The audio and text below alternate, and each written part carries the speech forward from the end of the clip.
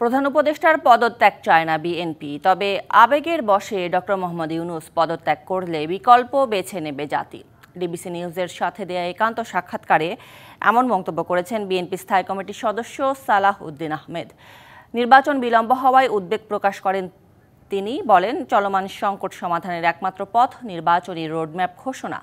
সালাউদ্দিন আহমেদের সঙ্গে একান্তে কথা বলেছেন আনোয়ার হোসেন। দেখুন বিস্তারিত।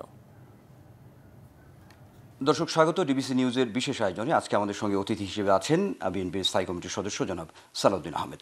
আমরা সর্বসায়িক বিষয় নিয়ে আলোচনা করতে আজকে তাকে আমরা স্বাগত জানাচ্ছি। স্বাগত জানাই জনাব সালাউদ্দিন।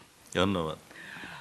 সরাসরি আলোচনায় যেতে চাই। সেটি হচ্ছে যে এখন যে পরিস্থিতি, রাজনৈতিক অস্থিরতা বিরাজ করছে, তাতে করে অনেকগুলো ইস্যু সামনে এসেছে। আমরা যদি সরাসরি একটু জানতে চাই আপনার কাছে যে প্রধান উপদেষ্টা ডক্টর মোহাম্মদ ইউনূসের পদত্যাগের ইস্যুটি এখন খুব আলোচনায়, মানে টক অফ দ্য কান্ট্রি। শুরুতে এই বিষয়টি একটু প্রতিক্রিয়া জানতে চাই আপনার কাছে। এইটুকু আমরাও শুনেছি, আজকে পত্রিকান্তরে দেখেছি। আমরা তো একটা রুট ম্যাপ চেয়েছিলাম নির্বাচনের জন্য। ওনার পদত্যাগ তো আমরা চাইনি। আমরা পদত্যাগ চেয়েছি সরকারের নিরপেক্ষতা বজায় রাখার জন্য দুইজন ছাত্র প্রতিনিধির এবং জাতীয় নিরাপত্তা উপদেষ্টা, যিনি বিভিন্ন রাষ্ট্রীয় গুরুত্বপূর্ণ ইস্যুতে, যে ইস্যুগুলো আমাদের সার্বভৌমত্ব ক্ষুণ্ণ করতে পারে এবং আমাদেরকে একটা অনাহত অনাকাঙ্ক্ষিত যুদ্ধ পরিস্থিতির দিকে ঠেলে দিতে পারে, সেরকম কিছু ইস্যু নিয়ে জাতীয় নিরাপত্তা উপদেষ্টার কিছু কথাবার্তা পদক্ষেপ কারণে ওনারা আমরা অব্যাহতি চেয়েছি। প্রধান উপদেষ্টার কাছে আমরা ক্রমাগত দলীয়ভাবে আমরা বিভিন্ন সময় সাক্ষাৎ করে ওনাকে বুঝিয়ে বলেছি যে আপনি একটা নির্বাচনী রোডম্যাপ প্রদান করেন, তাহলে রাজনৈতিক একটা স্থিতিশীলতা আসবে এবং রাষ্ট্রের বিভিন্ন বিষয়ে, ব্যবসা বাণিজ্য, বিনিয়োগ পরিস্থিতি, আইনশৃঙ্খলা পরিস্থিতি, সর্বক্ষেত্রে একটি শান্ত পরিস্থিতি বা স্থিতিশীলতা আনয়ন করা যাবে। কিন্তু উনি আমাদেরকে বারবারই আশ্বাস দিয়েছে এবং শেষবার উনি আমাদেরকে হতাশ করেছেন। বিএনপির পক্ষ থেকে গত সোমবার রাত থেকে আমরা মাননীয় প্রধান উপদেষ্টার কার্যালয়ে যোগাযোগ করে ওনার সাথে সাক্ষাৎ করার জন্য আমরা চেষ্টা করেছি, কিন্তু দুর্ভাগ্যজনক হলেও সত্য যে এখনো পর্যন্ত আমরা সেই সাক্ষাতের সময় পাইনি।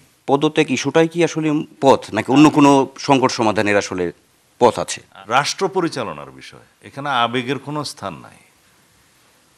তিনি নির্বাচনের রোডম্যাপ ঘোষণা করার পরিবর্তে যদি নিজে পদত্যাগ করতে চান বা দায়িত্ব ছেড়ে দিতে চান, সেটা ওনার ব্যক্তিগত বিষয় হতে পারে, কিন্তু আমরা তো ওনার পদত্যাগ দাবি করিনি।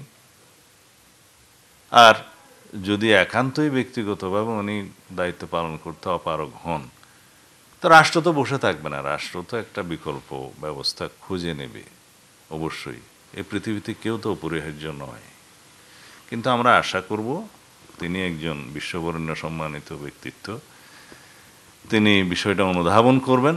অতি শিগগির জাতির আকাঙ্ক্ষা অনুযায়ী ডিসেম্বরের মধ্যে নির্বাচন অনুষ্ঠানের জন্য একটি রোডম্যাপ তিনি স্পেসিফিক ঘোষণা করবেন। বাকি রইল সবাই যেটা জিজ্ঞেস করে, তাহলে সংস্কার আর বিচারের কী হবে? সংস্কারের প্রধানতম প্রবক্তা তো বিএনপি। এই সরকার যে সংস্কারের জন্য কমিশন গঠন করেছে, তার মধ্যে সবচেয়ে বেশি সহযোগিতা তো আমরা করছি এবং এগুলো চলমান। এবং সংস্কারের বিষয়ে যে সমস্ত বিষয়ে জাতীয় ঐক্যমত্য সৃষ্টি হবে, সেগুলো অবশ্যই পরিপালিত হবে। রইল বিচার। বিচারের জন্য আমরাই সবসময় বলে আসি যে ট্রাইব্যুনালের সংখ্যা বাড়ান, প্রসিকিউশন, তদন্ত টিম সহ অন্যান্য লজিস্টিক বাড়ান। শেষ পর্যন্ত একটা ট্রাইব্যুনাল বাড়িয়েছে, কিন্তু এখনও বোধহয় কার্যক্রম শুরু হয়নি। বাট অন্যান্য যে কার্যক্রমগুলো নেওয়ার দরকার, সেগুলো এখনও নেওয়া হয়েছে বলে আমার জানা নেই।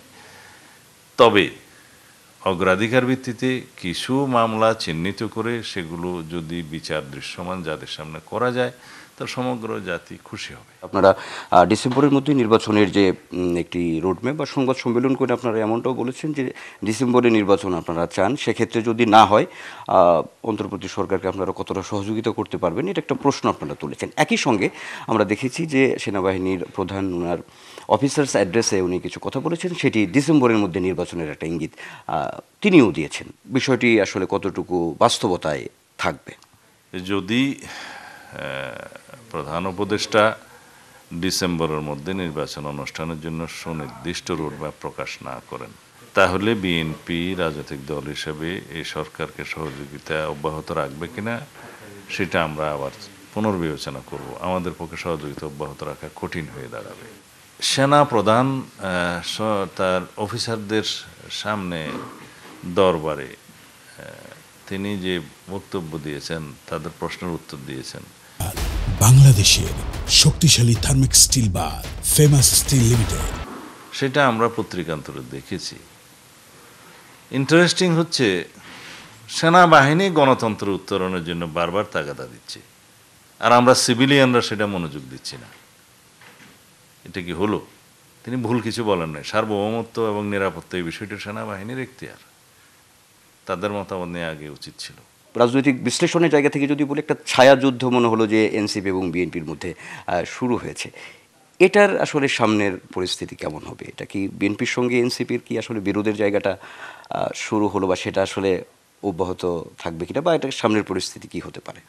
এনসিপি একটা নবগঠিত রাজনৈতিক দল, যার এখনো রেজিস্ট্রেশনও নাই। সুতরাং বিএনপির সাথে তুলনা করাটা ঠিক হবে না। আমি আবার কাউকে ছোট করতেও চাচ্ছি না। তারা তাদের রাজনৈতিক কৌশল, আদর্শ ইত্যাদি নিয়ে তারা তাদের মতো করে কর্মসূচি পালন করতেই পারে। তবে নির্বাচন কমিশন ঘেরাও করা বা নির্বাচন কমিশনকে বিএনপির একটা দলীয় সংগঠনের মতো করে কি যেন একটা বক্তব্য দিয়েছে যে এটা বিএনপির বর্ধিতাংশ বা সেটা নিরপেক্ষতা নেই, এই বক্তব্যগুলো আমরা খণ্ডন করি। নির্বাচন কমিশন গঠনের ক্ষেত্রে বিদ্যমান আইন অনুসারে সার্চ কমিটি করে, এই সার্চ কমিটি সবার কাছ থেকে নাম নিয়েছে, আমরাও দিয়েছি, সব রাজনৈতিক দলের কাছ থেকেও নিয়েছে। তার মধ্য দিয়ে এই নির্বাচন কমিশন গঠিত হয়েছে। এই নির্বাচন কমিশন নিয়ে কেউ কোনো সন্দেহ প্রকাশ করেনি বা তার নিরপেক্ষতা নিয়ে কেউ কোনো কথা বলেনি এতদিন। যেই ইশরাক হোসেনের বিষয়টা আদালতের রায়ের মধ্য দিয়ে নির্বাচন কমিশন গেজেট নোটিফিকেশন করতে বাধ্য হয়েছে, সেই গেজেট নোটিফিকেশন করার পরেই তাদের বিরুদ্ধে এনসিপির পক্ষ থেকে বা আর কারো পক্ষ থেকে একটা সমালোচনা শুরু হয়েছে। সেটা সঠিক নয়। এনসিপির এক নেতা তিনি বলছিলেন যে আপনাকে মানে নাম উদ্দেশ্য করে যে ইন্ডিয়ান প্রেসক্রিপশনের মধ্য দিয়ে কি যে যারা এখানে আসবে, ক্ষমতায় আসবে, করবে, এরকম একটু আলোচনার জায়গাটা, এটার কতটা যৌক্তিকতা আছে আসলে? এই আমি এটা শুনেছি। তা এখন যে যার রুচি অনুসারে কথা বলেছে, আমি এর বেশি বলতে চাই না। কারণ এই কথা বলার অধিকারের জন্যই তো আমরা সংগ্রাম করেছি। তো কথা বলেছে, আমার বিরুদ্ধেও বলেছে, বলতে পারে। তবে যার যার রুচিসম্মত অনুসারে এই কথা বলবে, সেটা তার ব্যাপার।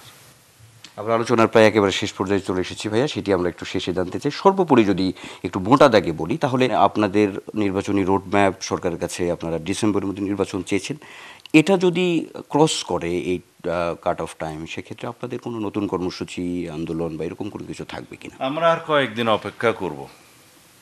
আমরা আশা করব মাননীয় প্রধান উপদেষ্টা বিষয়গুলোর গুরুত্ব অনুধাবন করবেন এবং ডিসেম্বরের ভিতরে নির্বাচন অনুষ্ঠানের জন্য রোডম্যাপ প্রদান করবেন।